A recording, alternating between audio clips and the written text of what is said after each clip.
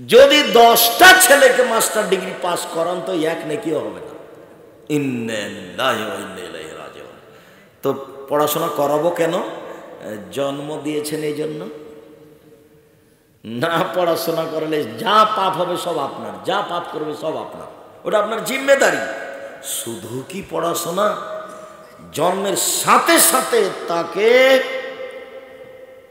পাশে আজান দিতে হবে, একামত নয়, তাহনিক করতে হবে। পরহেজগার মানুষের কাছে নিয়ে গিয়ে খেজুর চাপিয়ে জিভাতে দিতে হবে, তাহনিক করতে হবে। 7 দিনের দিন আকিকা দিতে হবে, দিতেই হবে।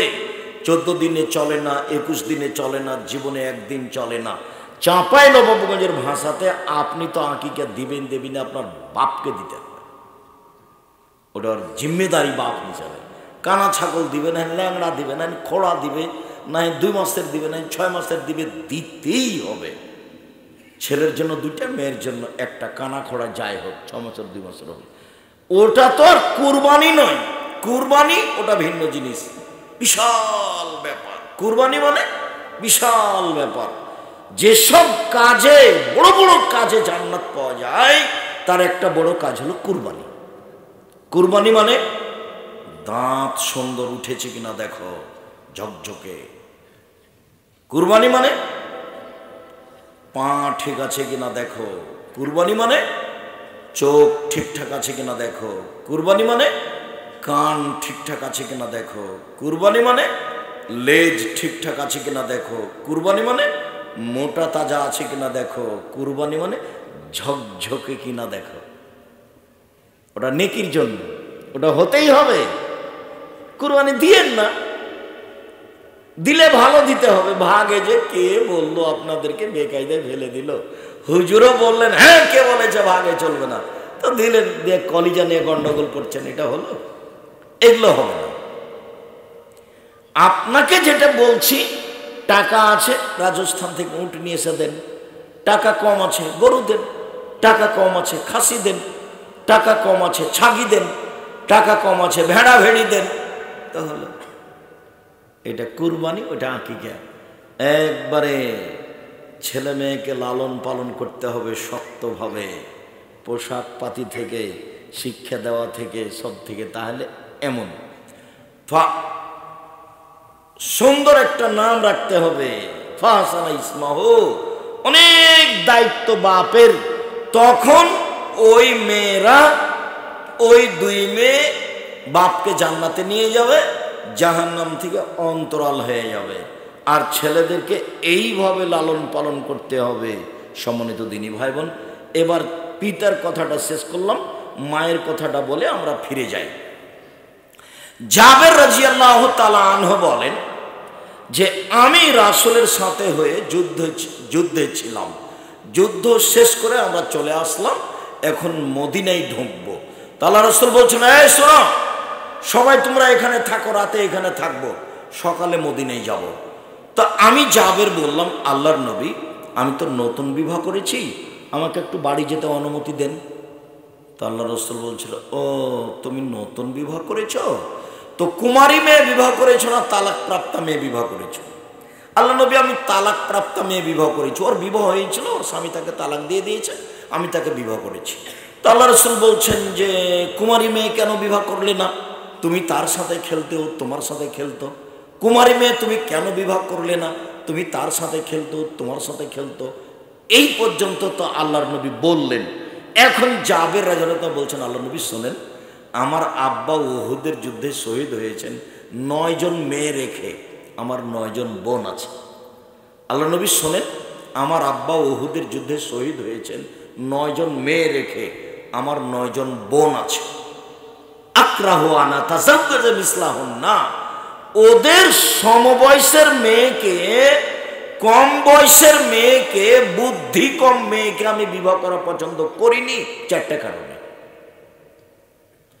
আমি আমার বোনদের বয়সের মেয়েকে বিবাহ করা পছন্দ করিনি 4টা কারণে। এক, লিতুআল্লিমাহুন্না, আমার স্ত্রী যেন আমার বোনদেরকে বিদ্যা শিখাতে পারে। মায়ের কথা চলছে। 2, লিতুআদ্দিবাহুন্না, আমার স্ত্রী যেন আমার বোনদেরকে শিষ্টাচার শিখাতে পারে। 3 বলে তুরাজ্জালা হন না, আমার স্ত্রী যেন আমার বোনদের মাথার চুল চিরুনি করে সাজগোজ করে পরিপাটি করে রাখতে পারে।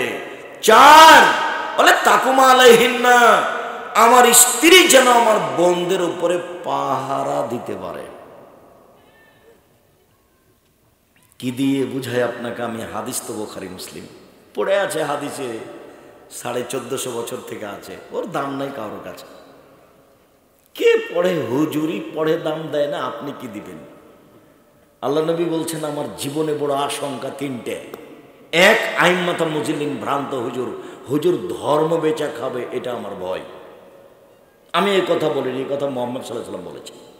2 সাতালতাহিকু কাবাইল মিন উম্মতি বিল মুশরিকিন, আমার উম্মত হিন্দুদের সাথে মিশে যাবে, এটা আমার ভয়। 3 সাতাবদু কাবাইল মিন উম্মতি বিল আওসান, আমার উম্মত মূর্তি পূজা করবে, এটা আমার ভয়। এই 3টা আমার আশঙ্কা, ভয়। 1 হুজুর ধর্ম বেচে খাবে, শতকরা 95 জন বক্তা মিথ্যুক আমার তদন্তে, শতকরা 98 জন মুফাসসির মিথ্যুক আমার তদন্তে, তবে আমি মানুষ। এখন যদি উমর রাদিয়াল্লাহু তাআলা আনহু এই দেশে থাকতেন বেঁচে, শতকরা 95 জন বক্তার আজীবন জেল হতো, তারা কেউ বের হতে পারত না।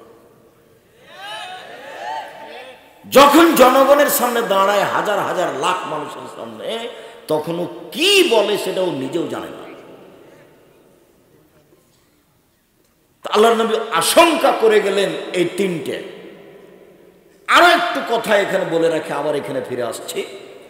আল্লাহ নবী বলছেন আশঙ্কা করে বলছি, পৃথিবীর মানুষ শুনে রেখো, আমার উম্মত ইহুদি খ্রিস্টানদের সাথে মিশে যাবে। ডান হাতের বিঘত যেমন বাম হাতের সমান, সমান সমান মিশে যাবে চাল চলনে, কথাবার্তাতে, পোশাক আশাকে।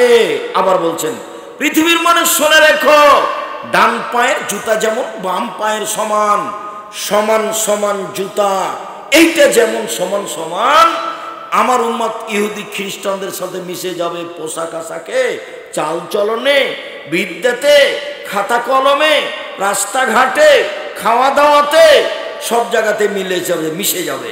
এবার নিচে নামতে লাগলেন আল্লাহর নবী ভাষাগতভাবে, নিচে নামতে নামতে নামতে বলছেন পৃথিবীর মানুষ শুনে রেখো, ইহুদি খ্রিস্টান যদি মায়ের সাথে জেনা করে থাকে, আমার উম্মত তাদের সাথে মিল দিতে গিয়ে মায়ের সাথে জেনা করবে। তুমি বলো, সিরাজগঞ্জ বাজারে গেলে আশেপাশে তোমার আছে জানা, যে লোকটা হজ করে, প্রতি বছর রমজান মাসে উমরা করে, তার সাথে তার মেয়েও আছে, মাস্টার ডিগ্রি পাস করেছে, পায়জামাটা পরে আছে, স্কিন পায়জামা পরে আছে, মেয়ে, বাপ মাথায় টুপি দিয়ে আছে। এইটা তোমাকে কেমন লাগছে? তুমি যদি একেও মানুষ বলো তো পশুকে, এও যদি মানুষ হয় তাহলে পশুকে, গরু ছাগল কুকুর শ্রীগেলকে? আল্লাহ নবী যে বললেন যে 3 শ্রেণীর মানুষ জাহান্নামে যাবে, তার 1 শ্রেণীর হচ্ছে ওইসব মহিলার যারা পুরুষের পোশাক পরে, পুরুষের শার্ট প্যান্ট পরে, ওরা জাহান্নামে যাবে। সুন্দর করে ভুরু তুলে চিকন করে রেখেছে, আর বাপ মাথায় টুপি দিয়ে আছে। অবাক হতে হয়। আল্লাহ রাসূল এই কথাই বলছেন যে আমার উম্মত মিশে যাবে তাদের সাথে। আমি লন্ডন সাউথ হলে উপর থেকে নিচে নামছি, তো জুমার খুতবার পরে, তো একটা লোক দৌড়িয়ে এসে বলছে, ভাইজান ভাইজান আমার ছেলের জন্য একটু দোয়া করে দেন, আমার ছেলের জন্য একটু দোয়া করে দেন। তো ছেলের মাথায় হাত দিতেই মানে উপরে চুল আছে, সব বাকি চাঁচা আছে। তো এরই মধ্যে আমি ঘুরছিলাম, দেখছি যে ওই ছবিও দেওয়া আছে, চুল ছাটার ওই নাপিতের ঘর ওইখানে, ঘটনায় এক জায়গায় হয়ে গেছে। তো আমি তো দোয়া করব, তো ঘটনা কি? এইভাবে যে চুল ছাটা না আপনি নিষেধ করেছেন, তা আপনার ছেলে যে সেটা দেখছি। শোনেন, লন্ডন টাকা ইনকাম করতে এসেছে, ধর্ম বিক্রি করতে আসেনি। আদর্শ বেচে খেতে রাজি নয়, টাকা ইনকামের জন্য লন্ডনে এসেছি, আদর্শ বিক্রি করতে আসেনি। আমি মুসলিম, চিরনবীর মরণকে করি না ভয়, মরলে শহীদ বাঁচলে গাজী আমার উভয়ই সমান। মরলেও জান্নাতি, বাঁচলেও জান্নাতি, তার নাম মুসলিম। আহলে হাদিস মানে আরো আহলে হাদিস 100 হাত আগিয়ে, মানে ফাঁসি হয়ে গেলেও জোরে চুপে আমিন বলবে না, ওর নাম আহলে হাদিস। ফাঁসি হয়ে গেলেও নিচে হাত বাঁধবে না, ওর নাম আহলে হাদিস। হাদিসের উপরে সেই এত শক্ত, তার নাম আহলে হাদিস। কখনো বন্যায় ভেসে গেছে আবারও আহলে হাদিস, স্বভাবই উল্টে গেছে। এক, মা মেয়েকে বিদ্যে শিখিয়ে দিল। 2, মা মেয়েকে শিষ্টাচার শিখিয়ে দিল। 3, মা মেয়েকে সাজগোজ করে পরিপাটি করে রাখলো। 4, মা মেয়েকে পাহারা দিল। এই আজকে কলেজ থেকে আসতে দেরি হলো কেন? দেখি তোমার খাতা কলম। তোমার হাতে বড় মোবাইল কেন? কোথায় পেয়েছো? কে দিল তোমাকে? দাঁত খুলে দেবো যদি এই মোবাইলে হাত দাও তাহলে। এর নাম মা। তো মা তো বুঝতে পারেনি যে আমি মা, ওর বাপ বিবাহ দিয়েছে, স্বামীর কাছে গেছে, বাচ্চা হয়ে গেছে, এই জন্য মা। আসলেই যে মা কাকে বলে তা তো জানে না। এই মেয়ে শোনো, তোমাকে বলছি, তোমার মাথার চুলো ভাবে সামনের দিক কাটা কেন? তোমার ভরু ভরু উঠিয়ে রেখেছো কেন? ফ্যাশন বোরকা পরে এসেছো কেন? ঢিলা ঢালা পড়তে পারোনি? তোমার মা আছে, ওকে খালা বলে ডাকিও। আব্দুর রাজ্জাক সাহেব বলে গেছেন যে আজ থেকে আপনাকে খালা বলবো, নাহলে সৎমা বলবো। তুমি বলবে সৎমা কেমন আছেন, আসসালামু আলাইকুম। সৎমা বুঝো না? এদিকে দেখো ভাইজান, দেখেন তো সৎমা কেমন জিনিস।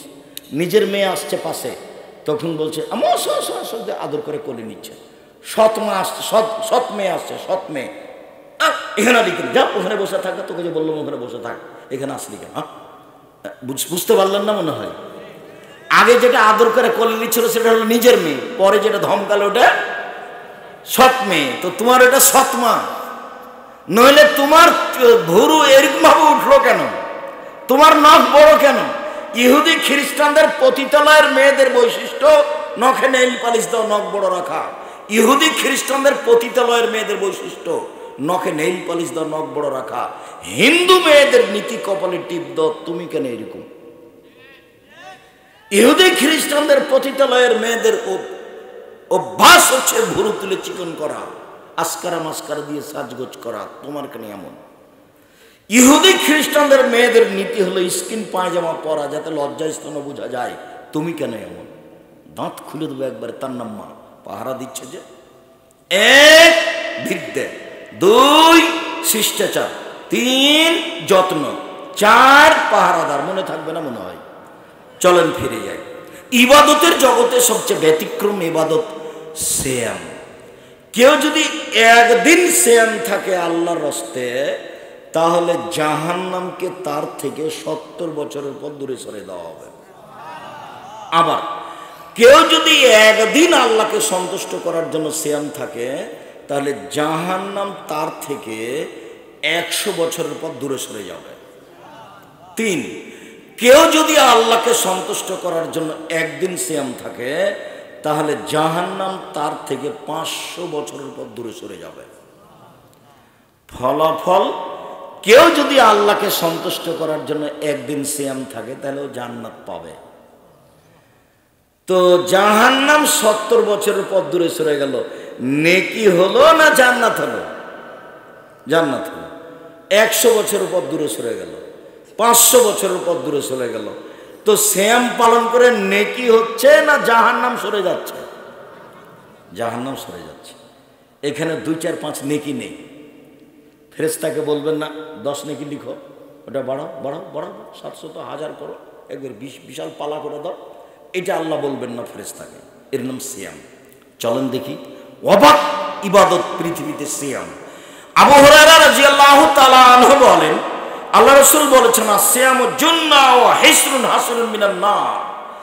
সিয়াম হচ্ছে জাহান্নাম থেকে বাঁচার ঢাল, সিয়াম হচ্ছে জাহান্নাম থেকে বাঁচার দুর্গ দুর্গ দুর্গ। তো সিয়াম পালন করে নেকি হচ্ছে না জাহান্নাম থেকে বাঁচার ঢাল হচ্ছে? জাহান্নাম থেকে বাঁচা নেকির আলোচনা হবে, একটাও দেখতে পাবেন না। দেখেন আমি কয়েকটা হাদিস পেশ করি, কোনো জায়গাতে আপনি নেকির কথা দেখতে পাবেন না। উমামা বাহিলি রাদিয়াল্লাহু তাআলা আনহু বলেন, আমি একদা আল্লাহর নবীকে বললাম, মুরনিবি আমালিন, আল্লাহর নবী আমাকে একটা আমলের কথা বলেন তো আল্লাহর নবী, যাতে আমি জান্নাতে চলে যাব। তখন আল্লাহ রাসূল বলছেন, উমামা আলাইকা বিসসাম ফাইন্নাহু লা ইদরা লাহু, উমামা তুমি সিয়াম পালন করো, ইবাদতের জগতে সিয়ামের সমপর্যায়ের কোনো ইবাদত নেই। এক, দুই, আল্লাহ নবী এই বাচ্চা পাশ থেকে যেন কোনো ছেলে বা কোনো মানুষ না উঠে। ছেলেরা তো বুঝতে পারবে না, এমনি ধাঁধায় বসেছিল, চিল্লাচিল্লি হচ্ছিল, কণ্ঠস্বরে বক্তব্য হচ্ছিল, তো এমনি চেয়েছিল। তো এ তো মানে খুলনাতে গেছি অনেকদিন আগে বক্তব্য দিতে, তো কিছু মহিলা বলছে যে কই বক্তব্য শুনতে এসেছিলাম, তো বক্তব্য তো দিল না, খালি কথা বলছে। তো আসলে তো বক্তব্য শুনতে আসেনি, কণ্ঠস্বর মানে বক্তৃতা। তো কণ্ঠস্বরে এক এক ঘন্টাতে বোঝা গেল যে কণ্ঠস্বর হইল না, তখন বুঝলো যে বক্তব্য এটা নয়, এটা কোনো কথা। তো যে চলো যাই, বক্তব্য তো হলো না, তাহলে চলো আজকে যাই। এরকম তো ছেলে তো মনে করছিল যে এভাবে চেয়ে থাকবে। আব্দুল্লাহ বিন ফজল রাহিমাহুল্লাহ 5 ঘন্টা 8 ঘন্টা বক্তব্য দিতেন, মানুষ এভাবে চেয়ে থাকতো কখন ফজর হয়ে গেছে। কথার গতিও ছিল খুব বেশি, যদিও মানুষ আমল করতে পারেনি, মানে আমল তো করতে হলে কথা ধরে রাখতে হবে, আর কথা দিয়ে যখন শরীরটা কেটে যাবে তখন ওই কথা মনে থাকবে। আর যদি কথা খালি মিঠাই লাগে তাহলে কথা মনে থাকবে না।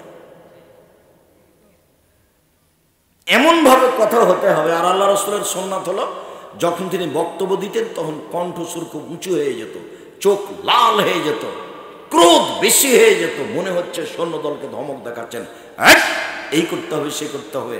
এটা ছিল বক্তব্যের সুন্নাত। ওটা উল্টে গেছে।